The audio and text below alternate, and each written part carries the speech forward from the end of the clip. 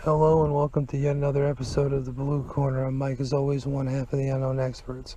Let's hit you with some quick, off the top of the head fight predictions. Because why the hell not? With with less than the cursory knowledge of sport that I have, let's just give you some idea of how things could work out with the way the probabilities are lined up as of Sunday, the 12th of August. So first and foremost, I'm thinking Vic over Gaethje. Gaethje takes too many risks, and that's why a lot of people think his career is going to be shorter than it should be. Vic, on the other hand, is coming off of an impressive win streak, TKOing Duffy and a couple other decision wins. Yeah, he was KO'd by Beneil Dariush. If you're a devotee to our podcast, you know I'm not too high on, so that could be a indicator that Gaethje could pull it off. But if I had to bet, I'd bet on Vic. We're gonna be moving all over the place here. So then Till versus Woodley welterweight title. If they're both healthy and fight, it's a toss-up. Till seems like he's got the reach, he's got the power, he's got all these things going for him, but people sleep on Woodley's explosiveness. It's truly a toss-up. Either Woodley plays it safe, stays at range until wins a decision to take it from him, or clips him in the exchange. We really don't know what the true level of Till's power is. I mean, we got the Cerrone fight, but that's a long in the tooth Cerrone. And Woodley, we've seen him knock out Koscheck, Lawler, hurt Wonderboy Thompson twice over 50 minutes in 2 fights, and that's something that Till wasn't exactly able to do. Shevchenko over Martino for the women's flyweight belt, easy. She's got the experience and all the tools necessary to beat Nico. I'll go on a limb here and say McGregor clips Khabib. Khabib's a superior wrestler, but Iaquinta showed how to stop his wrestling, at least a single leg. Pressure on the head, wait till you sweat and slide out. You can even use the old trick of lotioning up the legs with that specific type of lotion that doesn't grease you up until you break a sweat. And I feel like McGregor wouldn't play a trick like that. So I see Conor pulling it off. Every round's got to start on the feet. So Khabib, to win this fight, he doesn't have a puncher's chance like Conor does. So he's got to take him down 5 times and hold him down for 25 minutes.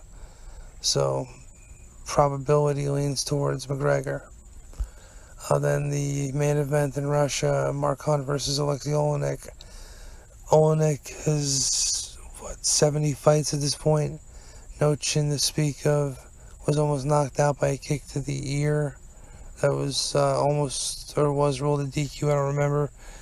I'm saying Hunt all day here. If not, it'll be because Olenek puts him on his back and subs him, but hopefully Hunt has grown a little more since his Pride days versus the likes of Barnett and Fedor, where he'll find a way to not get subbed. But if I had to pick, I'd say Hunt. Let's see, beyond that, what else we have? DC versus Lesnar, if it happens. DC easily, he's going to gas Lesnar out.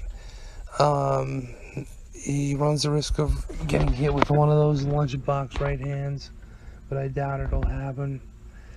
I think he'll play it smart. He'll try to wrestle with him. He'll show the difference, just like Velasquez did, in size. Like how the stature of a man can be deceiving, that just because he's so damn big doesn't mean he's the greatest wrestler because of his brute strength. DC is the finesse. I mean, look at the Stipe fight, how he figured out just when and where to hit him. If Lesnar isn't cleared or whatever happens with that, and that fight doesn't happen, we know that this will be DC's last fight, and he's already said that it'll be Stipe if not Lesnar. If that's the case, I see DC yet again beating Stipe, probably in a similar fashion. I mean, he knows how to hurt him. He knows that his punches land on the chin and do the job. So DC in either scenario. Let's see who else. We got Nate Diaz versus Dustin Poirier at MSG. Poirier's on a tear, and he definitely has the Muay Thai leg kicks to do the damage to Diaz's legs that McGregor had to learn. That who the fuck was it? Why is their name escaping me? Was it Barbosa, who exposed just how nasty he could be with him against Diaz? Either way, I'm a Diaz fan, but I think Poirier has the skill set to do it. What a lot of people aren't talking about is the fact that he did basically quit in the Alvarez fight right before the 12-6 elbow that stood them back up. He was in a position where he was up against the fence, and you could tell, you could just see him break. And he immediately, because I guess Mark Henry or somebody said something of that nature, and he said, "Oh, I never break out of Yeah, I'm a fan of Dustin's, but we've seen him break time and time again. So if Diaz can put any sort of pressure on him, he could win the fight. But odds are Dustin will probably be able to squeak it out. If the fight happens, Anderson Silva versus GSP, you gotta go GSP. Silva's got no chin at this point. George, all he needs to do is land one takedown and maybe 10 strikes, and it's a wrap. I'd be surprised if it went any longer than that, and if it did, it's going to be respect-based or just the awkwardness of two guys who are veterans of the sport and the mutual respect. Moving on, though, I believe 231 is the rumor for Ortega versus Holloway. Ortega all day, however he wants to do it, probably by sub. He could probably knock out Holloway at this point. I mean, the poor guy's got so much concussion issues right now, where people thought he was on narcotics or some shit when he was on ESPN and he was nodding out, and he said it was just a head injury. This is Ortega's fight to lose, through and through. Let's see, let's go to Bellator for a little bit. Charles Gallagher, James Gallagher fighting, I can't remember his damn name. Let's see. James Gallagher will be fighting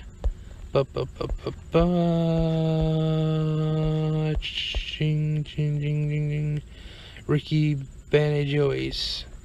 I think Gallagher gets it done, takes him down, gets a sub, easy peasy. He's got the tools for it, and I think they're superior to Ricky's tool set.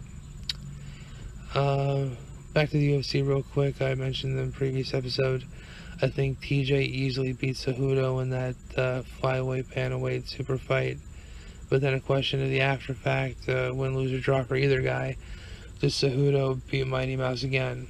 Highly doubt it, and I think Mighty Mouse was off that night. There was a whole bunch of things going wrong for him. And, I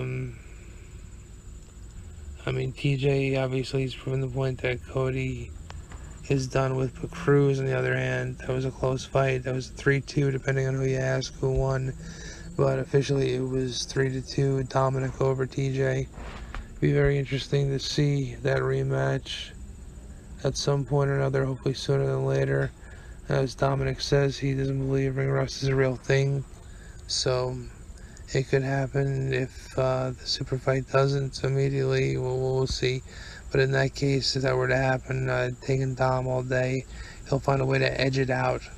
He's got the same type of movement, but it's more fluid. He doesn't have that reset stutter step that TJ uses. He just lets it all flow, and he hides his takedowns well with it. The only thing he doesn't have is the high left head kick that TJ does. But still, I'd go with Dominic in that fight. Back to Bellator. Let's look at the heavyweight Grand Prix. We've got Fedor Sonnen, a wrestler with no particular power in his hands, versus Fedor, the Sambo fighting legend, who's been doing this for 20 years now, who, even though Sonnen's got no power in his hands, he could still probably tap that jaw. It's so exhausted at this point. So who knows? I'm pulling Fedor through and through, hopefully. I mean, it's the most winnable matchup for him, a wrestler. If he still has the flexibility to do something from his Sambo-based guard, I could see him definitely locking up an armbar, especially since Sutton always finds himself in positions to get caught. On the other end of the tournament, you've got Bader versus Mitrione. I think Bader's got the tools to upset a lot of people and shock a lot of people and beat Mitrione in this fight, even though he's outsized. I think that left hook lands just like it did in the last round against Mo. And it's going to be a real shocker, and we could see Bader versus Fedor in the final, Bader versus Sutton, but I'm pretty damn certain that's going to be Bader that comes out on top. Mitrione could win if he takes him down, holds him down, but Bader's got superior wrestling and better fast twitch power. Yeah, so who knows? And just to close this up real quick, the welterweight Grand Prix, we've got MVP versus Paul Daly is one of the highlights of the opening rounds. It's hard to pick against MVP, even though I want Daly to pull it off. Daly's got one weapon, that left hook from hell that no one else throws as well as he does. But MVP has so many different weapons. He's like not a poor man's Anderson Silva, but a bizarro Anderson Silva in the way that he carries himself. I mean, we all have seen that highlight of him throwing that spin kick knockout where he didn't even follow up. He just watched the audience as the opponent fell. The same with the boxing knockout, landed the right hand and then hung out on the ropes while the guy went down. Rory McDonald versus John Finch. Rory's going to steamroll Finch. Oh, and prior to that, we've got the Rory challenging Gegard for the middleweight title. I think that's going to be a very interesting fight. Gegard always starts slow, so I think Rory should be able to pull it off and be a two-division champion before that tournament even starts. Then you got Wanderlei versus Rampage. Rampage gets the goddamn thing done with or without the steroid testing. Wanderlei's chin is so gone that he had plastic surgery. He's got three distinct fucking faces at this point. Pre-surgery, after surgery, and now the damage that's happened on the restructured face. So I'm going Rampage all the way, tie it up 2-2. Be really weird if we got a part 5 in that one though. Well, that's all for now. I'm Mike as always. Check us out on Facebook, Twitter, everything. Unknown Experts. This has been the Blue Corner. One love. Peace out.